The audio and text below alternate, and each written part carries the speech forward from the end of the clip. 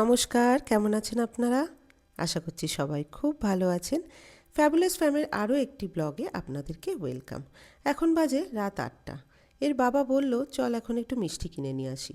এই রাতের বেলায় যাওয়ার কারণ হচ্ছে রাস্তায় জ্যামটা একটু কম পাবো, এই জন্য এই রাত করে বেরোনো।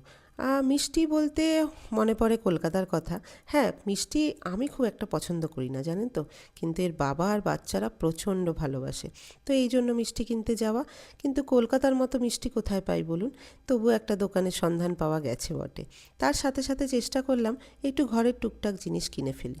হ্যাঁ, জেপ্টো আর ব্লিঙ্কিটকে আমি বাই বাই জানিয়েছি, কারণ এই জেপ্টো আর ব্লিঙ্কিট আমাদের সাধারণ জীবনকে এত মানে বাজে করে দিয়েছে যে কি বলবো। জানেন তো, আজকাল আর বাইরে বেরোনোই হয় না এই জেপ্টো আর ব্লিঙ্কিটের জন্য। সত্যি সত্যি খুব বাজে হয়েছে বটে। আগে যেমনি টুকটাক জিনিস কিনতে সবাই মিলে বেরিয়ে পড়তাম, একটু ঘোরা হয়ে যেত, একটু কিছু খাওয়া দাওয়া হতো, তারপরে বাড়ি চলে আসতাম। এখন আর সেসব হয়ে ওঠে না, আজকাল বেরোতে ইচ্ছেই করে না বলতে পারেন।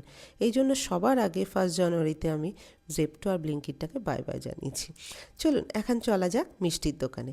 যেতে যেতে কিছু কথা বলতে থাকি আপনাদের সাথে। এই যে রাস্তাটা দেখতে পাচ্ছেন, নয়ডার রাস্তা খুব পরিষ্কার, জানেন তো, কারণ প্ল্যান তো। তো এই জন্য রাস্তাঘাট প্রচণ্ড পরিষ্কার, প্রচণ্ড ভালোও লাগে। রাতের এখানে খুব একটা জ্যামও হয় না। পুরো নয়ডাতে ঘুরবেন, খুব একটা জ্যাম হয় না, কিন্তু হ্যাঁ, অফিস টাইমে অবশ্যই হয়। অফিস টাইমে জ্যাম এত হয় যে চলা যায় না। তবুও দেখুন, এত চওড়া চওড়া রাস্তা, তবুও যে এত জ্যাম হয় যে। চলুন যেতে যেতে মিষ্টির দোকানে যেতে যেতে একটু গল্প করা যাক। আমরা প্রথম যখন 2012-তে আসি, তখন এখানে আমরা রেন্টে থাকি। তখন আমরা থাকতাম গাজিয়াবাদ বৈশালীতে। দিল্লি আর গাজিয়াবাদের বর্ডারে হচ্ছে বৈশালী। ওখানে একটি ফ্ল্যাটে আমরা রেন্টে থাকি। তারপরে 2012-13 রেন্টে থাকার পরে 14তে আমরা একটি 2 BHK ফ্ল্যাট কিনলাম। ফ্ল্যাটটি ছিল খুবই ছোট, কিন্তু তাতে কোনো অসুবিধা আমাদের হয়নি। 700 স্কোয়ার ফিটের একটি ফ্ল্যাট কিনেছিলাম আমরা। ভালোই লাগছিল, কারণ দিল্লির মতো জায়গায় নিজের মাথার উপর একটা ছাদ হওয়া খুবই সবারই স্বপ্নের ব্যাপার, সব যেখানেই আপনি থাকুন না কেন, তাই না?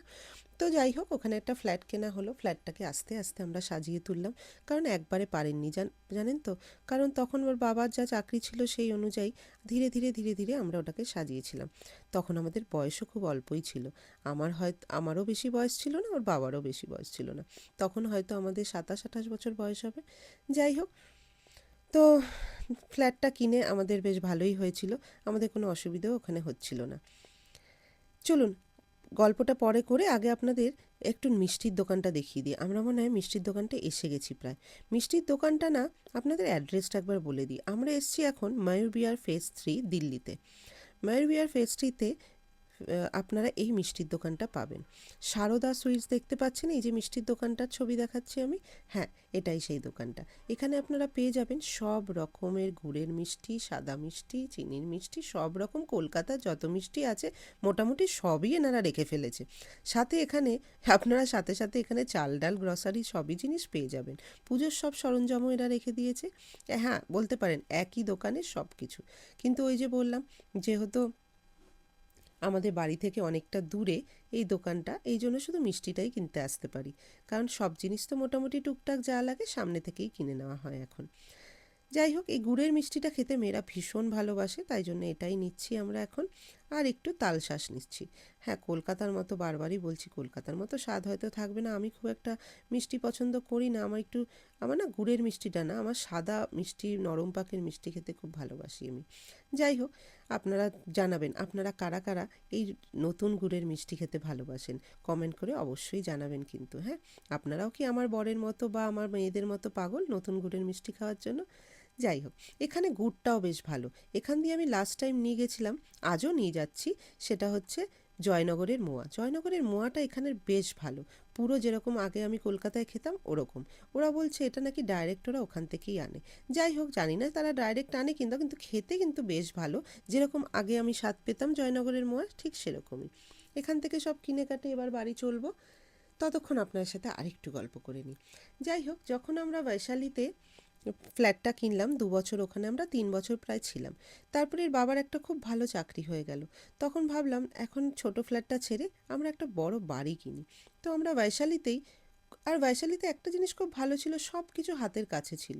ওখানে আমার বাজার করতে হাট করতে, তখন তো সেই সময় তো ব্লিঙ্কিট জেপ্টো এসব আসেনি অনলাইন জিনিসপত্র। হ্যাঁ তখন কি ছিল আমার অতটা মনে পড়ছে না, কিন্তু গিয়ে গিয়ে সব নিয়ে আসতাম, কিন্তু সব কিছু সামনে ছিল বলে বৈশালীতে খুব একটা অসুবিধে হতো না। বৈশালী সেক্টর 2 সেক্টর 4 মার্কেটগুলো খুবই ভালো। যাই হোক, তারপরে আমরা একটা বাড়ি পেলাম ওইখানেই বৈশালীতেই সেক্টর 2-তে, একটা আশীর্বাদে 200 গজের একটা বাড়ি আমরা তখন কিনলাম। তখনের সময় 2016 তখন আমরা এই বাড়িটি কিনলাম। তারপরে আপনাদেরকে বলবো ওই বাড়িতে যাওয়ার পরে আমরা কি কি করেছি, তো ওই বাড়িটা এখনও আছে কি না নিশ্চয়ই আপনাদের জানাবো। চলুন এখন আপনাদের দেখাই একটা জিনিস, জানেন তো আমাদের এই বিল্ডিং থেকে এই যে আপনারা ট্রলিটা দেখতে পেলেন, এই ট্রলিটা কিনেছে আমাদের এই পুরো বিল্ডিং থেকে। এই ট্রলিগুলো আমাদের আমাদের কেনা হয়েছে এই কারণে, যখন আমরা গাড়ি করে সব মালপত্র নিয়ে আসি, ওপরে লিফটে করে যেতে হাতে খুব অসুবিধে হয়, এত জিনিস থাকে না মাসের, তো ওগুলো নিয়ে না ওঠা যায় না। তাই জন্য আমাদের সোসাইটি বলবো না, আমাদের বিল্ডিংয়ের তরফ থেকে সবাই মিলে টাকা দিয়ে এই দুটো ট্রলি কেনা হয়। হ্যাঁ ট্রলিগুলো খুব হেল্পফুল, কারণ এই ট্রলিগুলো থাকাতে এখন আর গাড়ি থেকে মালগুলো হাতে করে ওপরে নিয়ে যেতে হয় না, কারণ জানেনই তো মাসের জিনিসপত্র মানে কত জিনিসপত্র। ওই যে সবাই তো আর অনলাইন করে না, গিয়ে গিয়েও নিয়ে আসে। এখন আমরা যেটা আবার শুরু করেছি গিয়ে নিয়ে আসা, তার জন্যই ট্রলিগুলো খুব হেল্প করবে আমাদের।